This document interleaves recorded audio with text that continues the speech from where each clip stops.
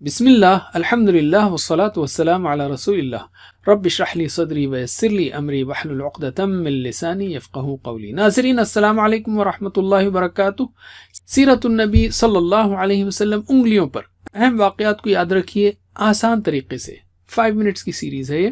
سبق نمبر 6، 5واں سال۔ اس سبق کے 3 حصے ہیں: ظلم و ستم عروج پر، ہجرت حبشہ، قریش ناکام۔ تو ہم لیتے ہیں پہلا حصہ، ظلم و ستم عروج پر کب ہوا؟ نبوت کے 4تھے سال میں ظلم و ستم شروع ہوا اور تقریباً ہر صحابی پر ظلم کیا گیا۔ ظلم و ستم کا یہ سلسلہ ہفتوں مہینوں ہی نہیں بلکہ اس سے بھی زیادہ چلتا رہا۔ جو صحابہ غریب یا غلام تھے ان پر تو ظلم کی حد کر دی گئی، جیسے بلال، صہیب، خباب، یاسر، سمیہ، عمار رضی اللہ عنہم وغیرہ۔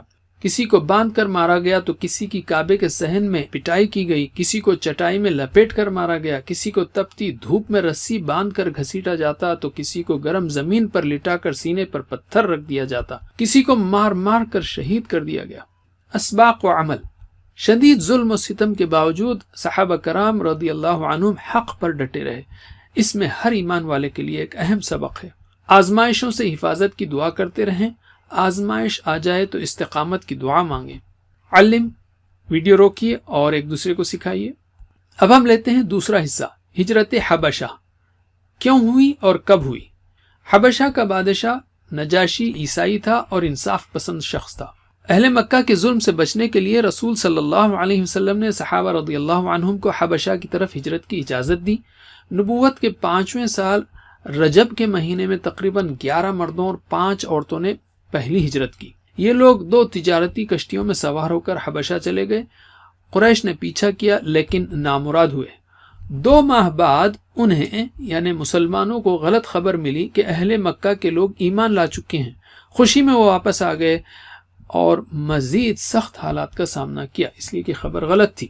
مکے میں جب ظلم انتہا پر پہنچ گیا تو سن 6 نبوی کے شروع میں تقریباً 100 صحابہ نے حبشہ کی طرف دوسری ہجرت کی۔ اہل مکہ نے ان کو روکنے کی کوشش کی لیکن وہ ناکام رہے۔ اسباق کیا لے سکتے ہیں ہم اور عمل کیا کر سکتے ہیں؟ یاد رکھیے صحابہ کرام رضی اللہ عنہم نے دین کی خاطر کئی قربانیاں دی۔ کسی بھی خبر پر عمل کرنے سے پہلے تحقیق کر لیں۔ ظلم سے بچنے کے لیے اپنے دین پر عمل کرتے ہوئے ہر اچھے انسان سے مدد لی جا سکتی ہے۔ علم۔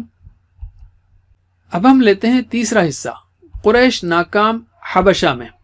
مسلمانوں کی حبشہ کی جانب ہجرت سے قریش کافی پریشان ہوئے۔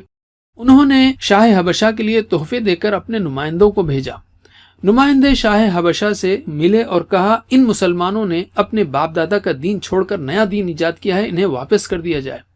مسلمانوں سے بادشاہ نے سوال کیا تو حضرت جعفر رضی اللہ عنہ نے بادشاہ کے سامنے اسلام کی بہترین ترجمانی کی۔ بادشاہ بہت متاثر ہوا اور قریش مکہ کے نمائندوں کو واپس لوٹا دیا۔ اسباق و عمل۔ حق کا اظہار اور اعلان کرنے میں کبھی بھی ڈرنا نہیں چاہیے۔ سوالوں کا جواب حکمت کے ساتھ سوچ سمجھ کر دیجیے۔ جو لوگ حق کو جانتے ہیں وہ کبھی بھی حق کا ساتھ دینے میں پیچھے نہیں ہٹتے۔ علم۔ اب ہم لیتے ہیں قرآن و حدیث۔ مکی زندگی کے دوسرے دور یعنی سن 4 اور 5 نبوی میں دین کی دعوت اور مسلمانوں کی تربیت کے لیے قرآن کی تقریباً 42 صورتیں نازل ہوئیں، اور ہم نے آپ کو بتایا کہ آپ کو اس میں کم از کم یہ پارے یاد رکھنا ہے جس میں 38 صورتیں آ جاتی ہیں: 15، 16، 21، 27، 29، 30۔ 15، 16، 21، 27، 29، 30۔ حدیث۔ یاد رکھیے کتنی عجیب بات ہوگی کہ ہم محمد صلی اللہ علیہ وسلم کے کاموں کے بارے میں تو سنیں لیکن آپ نے جو صحابہ کو اور عام لوگوں کو نصیحتیں کی ہیں اس سے غافل رہیں۔ اس لیے روزانہ کچھ وقت حدیث پڑھنے کے لیے ضرور نکالیے۔ تو ہم اعادہ کرتے ہیں۔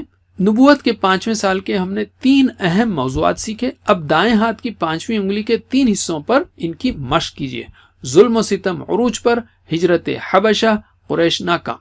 ظلم و ستم عروج پر، ہجرت حبشہ، قریش ناکام، یا مختصراً ظلم، حبشہ، قریش۔ اللہ سے دعا ہے کہ وہ ہمیں سیرت النبی صلی اللہ علیہ وسلم پڑھنے، پڑھانے، عمل کرنے اور دین کا پیغام پھیلانے کی توفیق دے۔ سبحانک اللہم و بحمدک، نشہد ان لا الہ الا انت، نستغفرک و نتوب الیک۔ والسلام علیکم ورحمۃ اللہ وبرکاتہ۔